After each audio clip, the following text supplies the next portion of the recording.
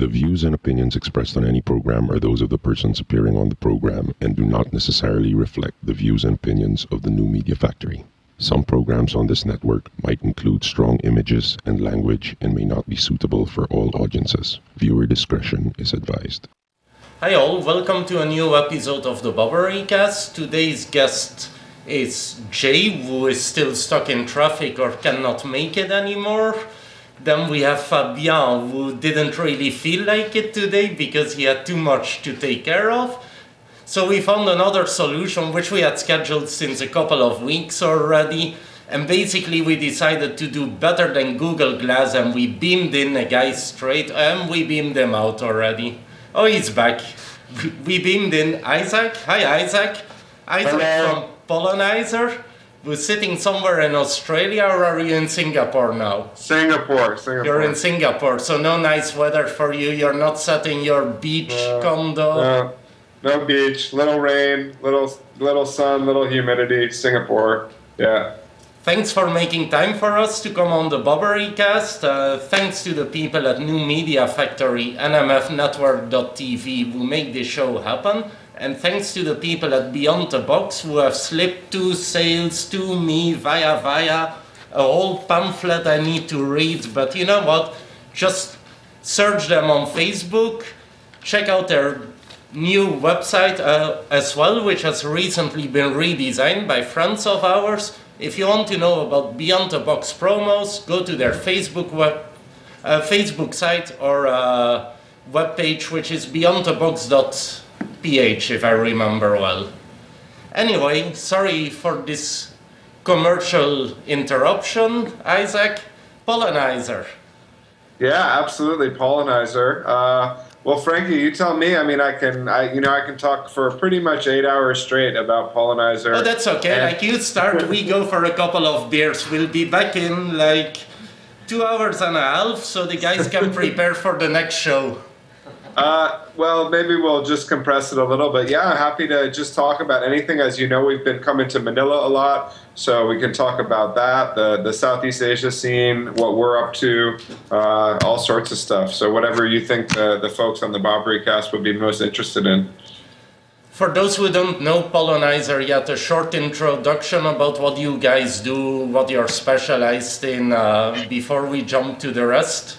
Let's do it. Okay, that's a great place to start. So Pollenizer is in the family of entities that do startup incubation, and so often that's the category we fit in, but a pretty unique and different approach to building very early stage companies. So I'll just quickly tell the history. Pollenizer was 2 guys, Phil Morrill and Mick Lubinskis, who were the leadership team at Kazaa, the massive file sharing platform that moved into Australia in the early 2000s. They met there, they went and did some other stuff, and then came back together in about 2008, 2009 and said, hey, what can we do for the startup ecosystem in Sydney, which is where they were based.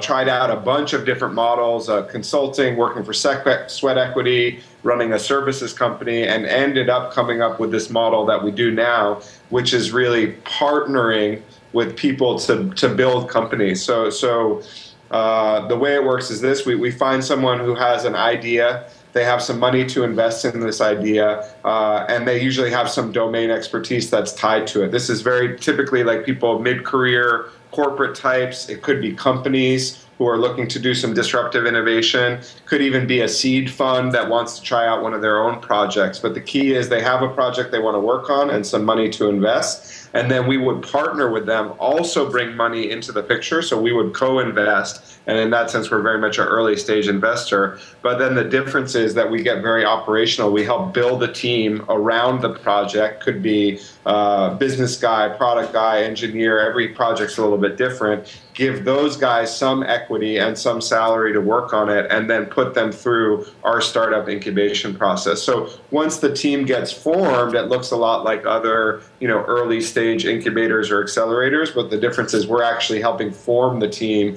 and build a business that otherwise wouldn't be created. So one of the major things you guys are different with compared to other incubators is that as soon as the idea is there, you guys think there is a great concept, a great idea, you you believe in it, then you really help the people with the idea how to grow a team, and then after that you also help them because you guys are specialized in lean. Mm-hmm. Yeah, so let me talk a little bit about lean, and I guess I think you highlighted the two sort of things that make us special. One is that we help you get an idea off the ground that wouldn't otherwise maybe get started. And then when things get going, we've done about 15 investments in Australia. We're going to start to do investments in Singapore and Southeast Asia. So we've just started a lot of companies. And over the course of starting all these companies, always from scratch, we kind of built up a process, a philosophy, a set of tools like actual intellectual property. How do you do it? How do you monitor progress? What steps come A, B, C, and all of that stuff. Yeah. And as we were developing all these things on our own, all of this startup best practices were being summarized into what we now call Lean Startup, which was, Lean Startup didn't get invented by Eric Ries. He just came and looked at what a lot of people were doing and said, let me give this a name and let me systematize it. So when Phil and Mick and the guys saw that happening, like, this is great. I mean, this guy is speaking about what we're already doing. We kept learning from people like Eric and Ash Moria and Steve Blank and all the other people and building that stuff into our own model. And what we've come out with now in 2013 is a really highly structured way to build a company, which we apply to our own investments, of course, but also we do training and engagement, which is what's brought us to Manila and in other markets as well. I'm going to Bangkok next week to do the same, where we share some of that stuff that we've developed, either to other startups. Corporates are increasingly interested in it for their innovation sectors or their product sectors. So Lean Startup, we're just one more practitioner. We've figured out a way that we like to do it, built some tools around it, and we try to bring that to our own projects and to other people who are doing early stage or disruptive stuff. I personally find Lean very exciting because one of the keys with Lean is you come up with an idea, and then basically with how Lean works as a methodology, modus operandi, it doesn't work for every model, but you always get validation, so you just massively improve your chance on success to become a sustainable startup with revenue. Because at the end, when you're ready, after different iterations, you know that there is a user group out there. You've actually been tweaking your model to their liking very much. No, I think it's a great way to put it. The first thing is Lean Startup isn't just one thing. It's a bunch of ideas. It's a bunch of practices. It's a bunch of techniques. There's no product development philosophy or any kind of business operational philosophy that's one size fits all or that fits every circumstance. So we don't preach that, and I don't think anybody who's involved in that movement does. But what it is this amazing collection of best practices and really an outlook of how to build a company. And it's what you said. It's seek validation earlier, whether that's validation that customers have a problem, whether it's validation that your solution might really address it, whether it's validation that they would pay for it. It's different steps along the way, but it's always, moving away from instinct, hunches, strategic ideas. Even if you're really smart, it just doesn't matter if your idea is the greatest. What matters is if you've taken that idea at whatever stage of development that it's at and proven that other people think it's great, your customers, your partners, people in the environment that you're trying to reach. And we've been running some Lean Startup Circle events in Singapore, helping to run them. We had a guy come in, give a presentation a couple weeks ago. This guy's a really good product manager, and sharing about the experiments that he was running at his startup in New York. And the amazing thing was some of their best ideas didn't work. They reduced revenue, they reduced conversion rates, and it's not that they were stupid, but it's just you just never know. Or they thought it was a good idea and part of it was, but part of it wasn't. So the whole Lean philosophy is saying it's not about being the smartest guy in the room. It's about being the person who structures the best experiments and really goes out and seeks validation and data to prove that their ideas are so smart. And I just think that's such an empowering philosophy, but because it gets out of three guys sitting in a room going, no, I'm right or I'm right, and it moves it to, all right, let's see, what does the data say, and data can mean very different things, but it objectifies the problem, and you seek some measure in some sort of experimental scientific way. I just think that's a better way to build product. And whether all of you are lean or part of it or whatever, the mentality is really empowering, and I think almost always the correct way to approach it. Lean definitely is, well, as far as I'm concerned, in this era, lean is very interesting, because I've seen so many people build something, work in their garage, like in their free spare time, in the evening, beyond their job hours, or 1 year, 2 years, they launch, nobody comes. And if you do lean, you work a lot faster, you iterate faster, and you work to goals. Basically everything which is validated by the people you surveyed, whether it's via an online survey, but more important even when you go out of the building, and then you work at that. Yesterday I had to think of it because Christian Bessler, whom you know, shared the link of Coding Love, which is a Tumblr site, typical Tumblr gift site, and it's reactions of to statements, experiences every developer has experienced. Like you run something through the compiler and the compiler throws you 300 errors. What do? F that shit. And you know all those sites, and Christian had selected one saying, which was, have you tested that? And the guy was there, the face like, And I was thinking, like, the lean model of this, and I think Christian would soon ask that as well, to get the same reaction. Did you validate that? Sure. Like the developer, did you test that in IE? Yeah, of course. But I think it's brilliant, especially because projects and startups, also like Facebook, they test so much on small-scale groups to see how the reactions are, how the feedbacks are, they track everything. And that is basically one of the core elements of lean. And at the end of the day, I'm sure that it will increase the success rate of startups. I think it definitely will. It's really interesting. I'm out there. Obviously, we do a lot of stuff, but one thing that we do is try to be a thought leader and try to push some of these ideas. And what's really interesting that I found is, amongst a certain group of people who are, quite up to date on the way people talk about building early stage companies, there's almost even a fatigue around some of this jargon and some of these ideas, because they go, oh yeah, lean startup, and it's become a bit faddish, and I recognize that, and even though maybe people like us contribute to it, but at the same time, I get that some things can take on a life that's larger than it needs to be. But then I'll go and just go down the hall, go to another group. I was presenting to a student group. All these people interested in entrepreneurship from NUS and some other schools, and I'm like, yeah. So how many people have heard of Lean Startup and Eric Ries?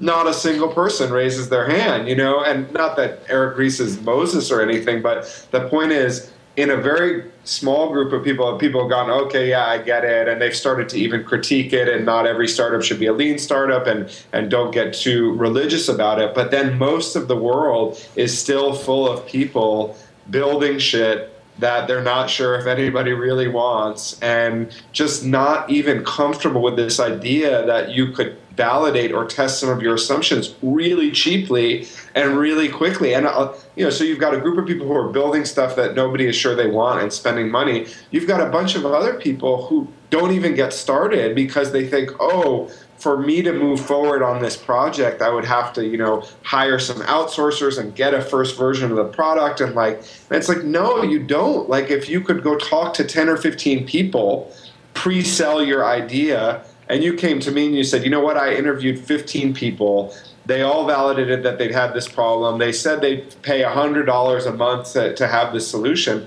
I'm going to be excited. Like, you haven't written a line of code, but I'm already going to be like, damn, you understand what it means to talk to a market. You've got some real proof points coming in. I may not, be ready to work on it because you still have to move forward and build something. There's a lot of other steps, but, some people don't get that, like, you can move forward just by doing customer interviews, by putting up a WordPress site, by doing all these very easily accessible things that don't require writing a lot of code. And best case, you find out your idea is awesome, and then you try to pull the money and the resources together, or you find out, well, you thought it was awesome, but nobody else does, and then you saved yourselves a lot of trouble. So one of the things I like about Lean is it's very much a just do it philosophy. It's like, don't speculate, like, go do something. And it could be as simple as talking to someone on the street, or obviously it gets more complex as you move forward and you have Facebook and you're running tests on your tests every day on the timeline or whatever, but the mentality is the same. Don't discuss whether it's a good idea. Go out there and whatever stage it's at, just see whether it's a good idea. And I think that's just empowering, and it gets people out of these, what if scenarios and into these let's see what the results tell us scenarios. And I think one of the interesting things with it as well is like there is now more and more the option of, when before we said 6-7% of startups will succeed. I think if Lean, obviously it doesn't apply to every model of startup, but Lean can increase that rate to maybe 30 or even 40%, which becomes sustainable. Not a 30 or 40 times exit, but sustainable, which means like you can pay your rent, you can pay your bills, you can buy a car. I agree. I would nuance it a bit. I mean, I think if you have 100 ideas and they all get pushed forward, the failure rate is still going to be somewhat similar. But what's great about Lean is you don't have 100 ideas that all had a year spent on them and a bunch of money spent on them and then fail. You have 30 ideas that you don't do any work on because you've run some early experiments and you've either abandoned them or you've pivoted them or whatever. So it really it aligns the resource usage with the feedback that the market's giving. So you have some that you just don't take far, some that take a little farther, and it also this notion within Lean of pivoting, what it does is it reconceptualizes the startup as it's not some line that's going from A to Z, like from idea to exit.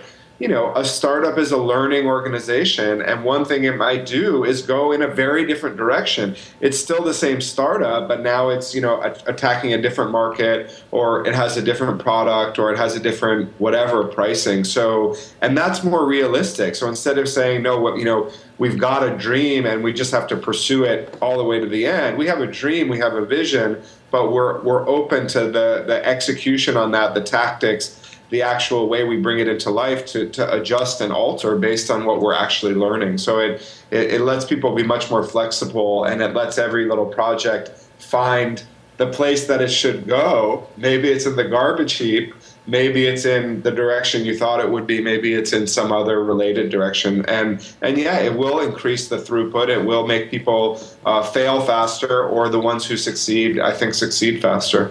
Yeah.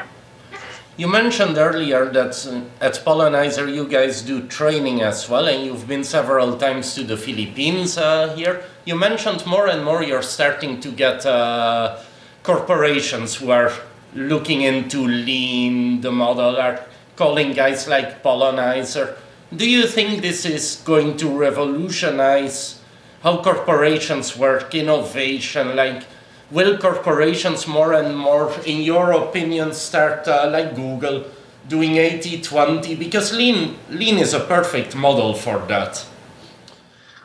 I think it's going to have a big impact. I think that there's structural things about the way that big companies work, and structural things about how much risk they're willing to take on with their brand and core assets that do make it difficult for them to adopt this. So look, if you watch the Lean Startup Conference broadcast that for 2012, I mean, you've got GE sitting up there talking about lean. There's no bigger company than GE, so anybody can adopt it, and enterprises can certainly make it fit into what they're doing, either skunkworks teams, innovation teams, and even a lot of the metrics driven and test driven thinking can be in any product, even sort of standard business units. And when you look at the people who've come through, mostly in Australia, because we've been in Australia a lot longer, people who are coming to the trainings, Macquarie Bank,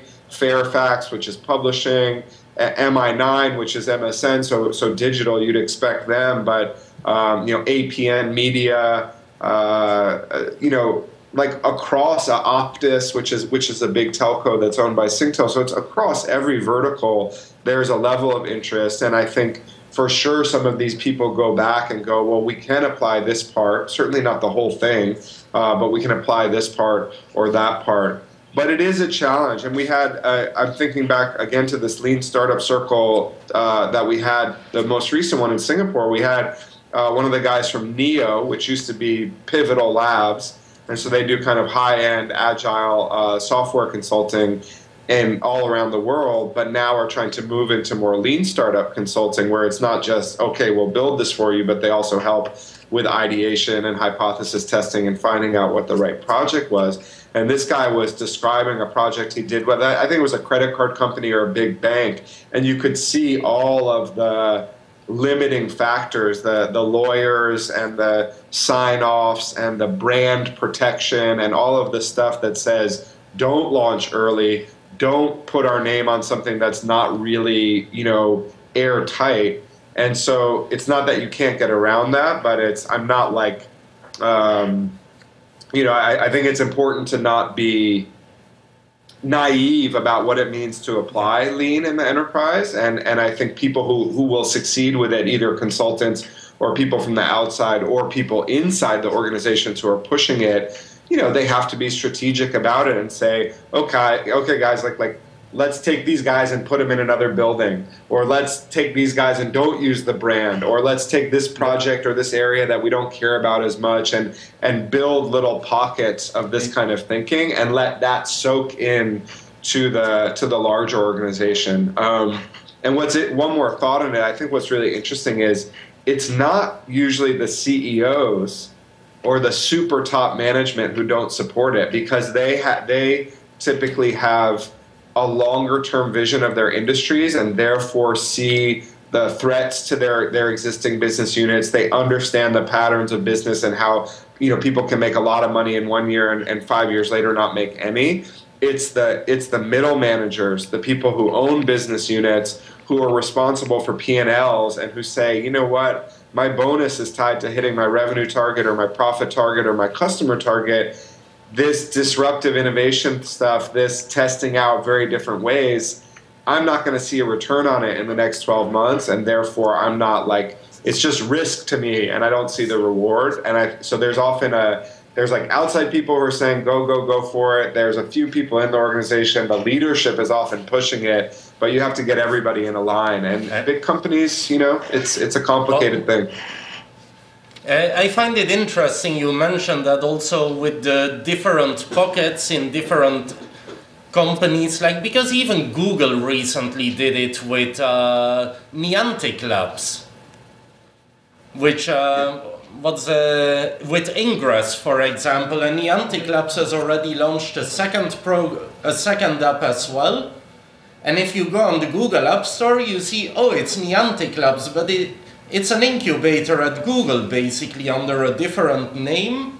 And those mega companies, corporations, they are soon also going to do that because they spent millions and millions on R&D. They do. They spend a lot of money, and they also make a lot of mistakes with their commitments. They often spend a lot of money on businesses that don't go anywhere, so they very much understand what it means to fail, to place bets incorrectly, and they definitely know what it means to spend money on innovation. So the building blocks are there, but Google's and Facebook's are in a particular industry where the fast-moving nature is very much part of the DNA of the company, and two, their customers are accept incomplete product, right? Like, and partially because they've told their customers to accept incomplete product. That the reason the word beta exists in the digital space is just a code word for, incomplete product. And it's like, imagine a car company saying, like the Toyota Corolla beta. Don't they have like it? How often does Toyota call back a Corolla?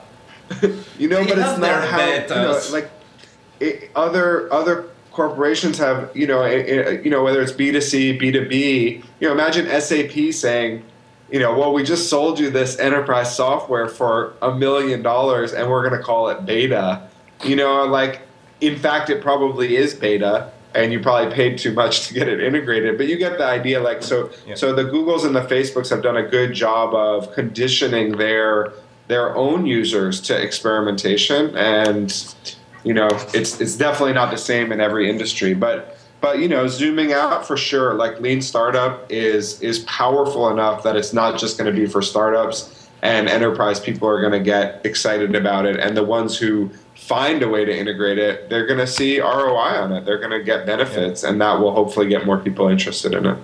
And then soon you have the business incubators within GP Morgan and everything who don't want to cannibalize their own business. I think you might see a lot more companies doing incubation. I mean, everybody's got their own innovation strategy, but, why not, right?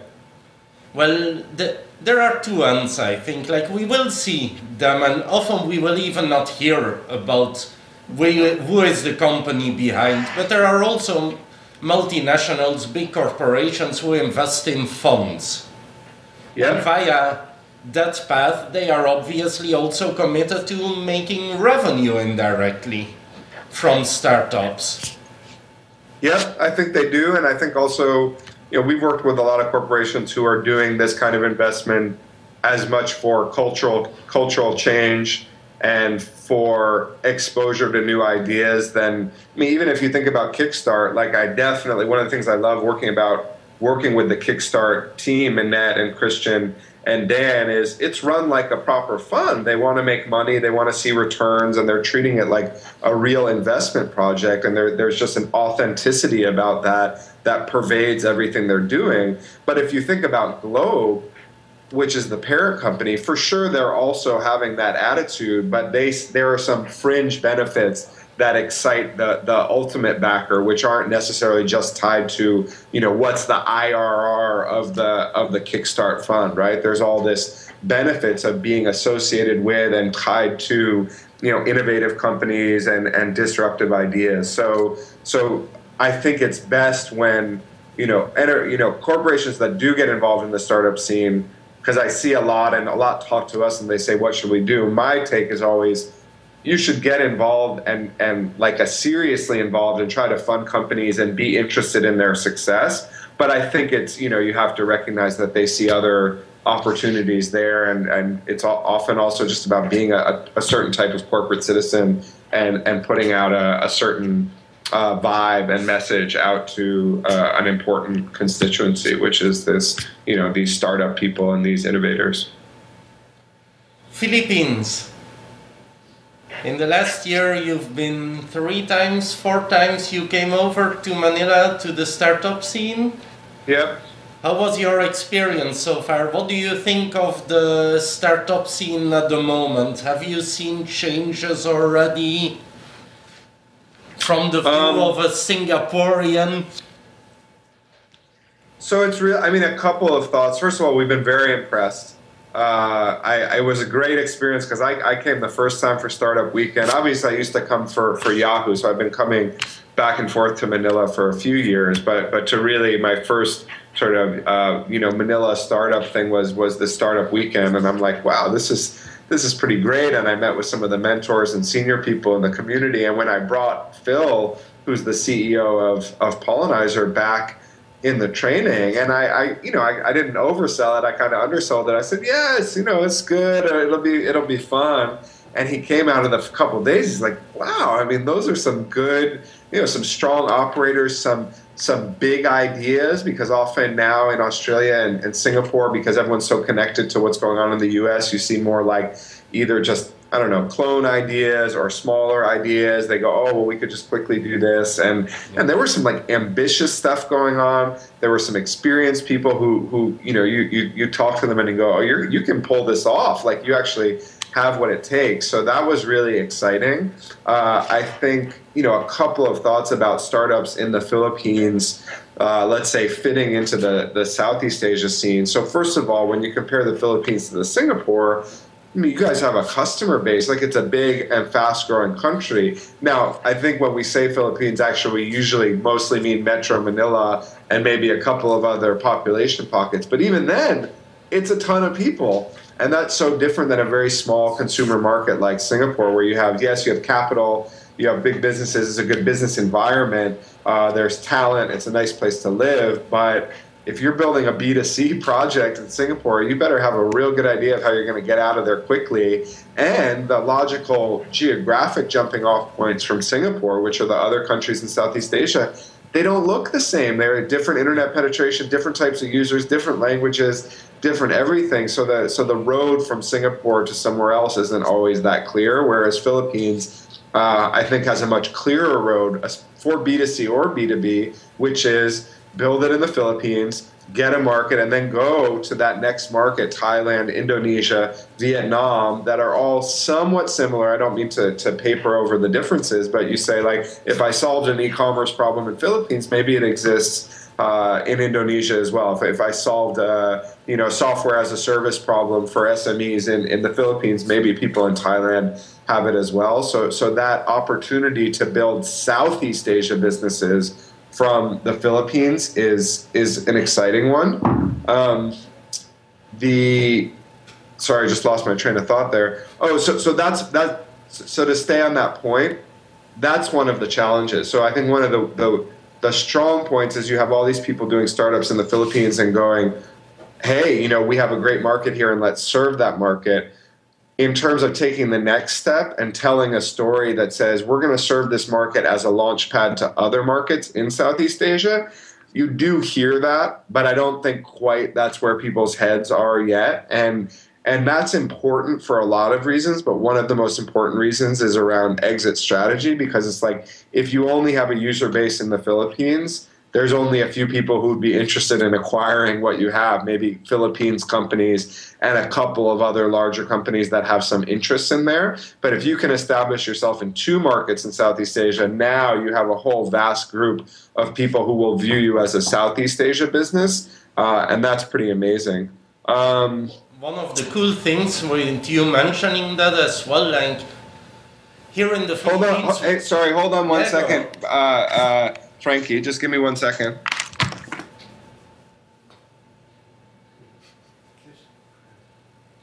Commercial break?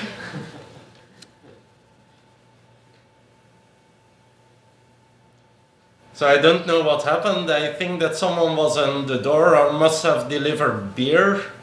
Maybe Jay flew over there. Oh, Isaac is back. Come here. Come say hi. No? All right. Okay. Oh, you were blocking the door. You can do startups and have kids. That's my message to the Bobbery webcast. Yeah, the kids should help, because especially if they're young, you can't sleep, so you can work. Exactly.